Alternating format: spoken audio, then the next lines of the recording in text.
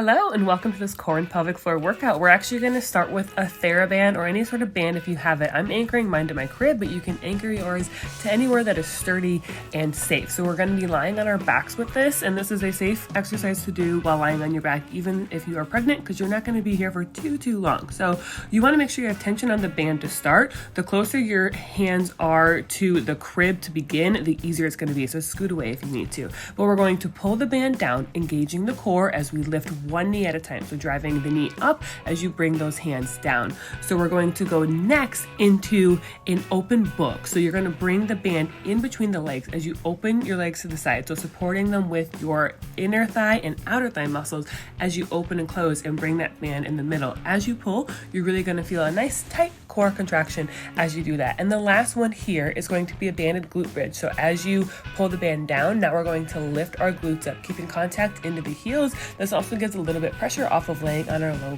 back, especially if we are pregnant. Take a rest in between and go again for 3 sets. Up next, we're going to be in a tabletop position to start. We're going to do 5 bird dogs on each side. So really focusing on maintaining that control.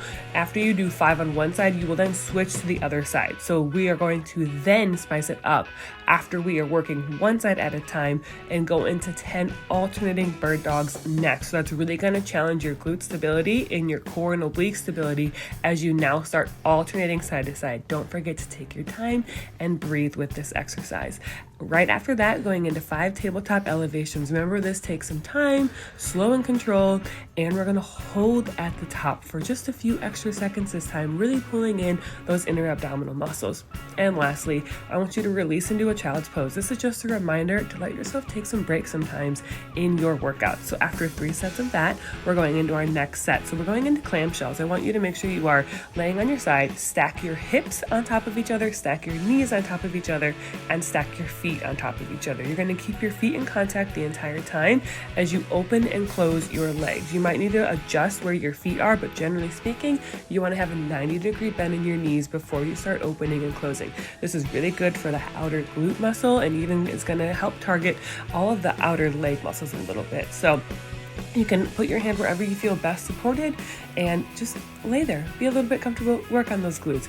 After that, you're going to go into a supported side plank leg lift. Now, this can be a little bit challenging, so if you try it and you don't love it, you can omit this from your workout. But I want to make sure you are stacking your hips again and stacking your shoulders over your wrist, making sure that knee on the ground is in straight alignment with your hip, and start lowering and lifting that top leg.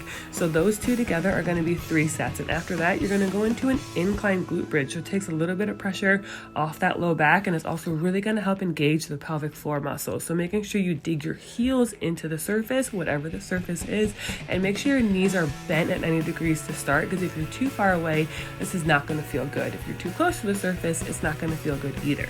After you do 10 of those, I want you to just wiggle out a little bit so you have room. We're going to go into a regular glute bridge now on the floor, just to have a little bit different in how we are working against gravity. And now we're going to walk our feet out and in. Really good for the hamstring muscles. If that does not feel good on your stability, I want you to just hold a glute bridge at the top for 20 seconds without walking those feet out. And then again, we're going to remind you to rest. So we're going to go into a happy baby pose. Depending on your flexibility or with that growing belly, you might need to hold your legs at different positions. Do whatever feels comfortable to you.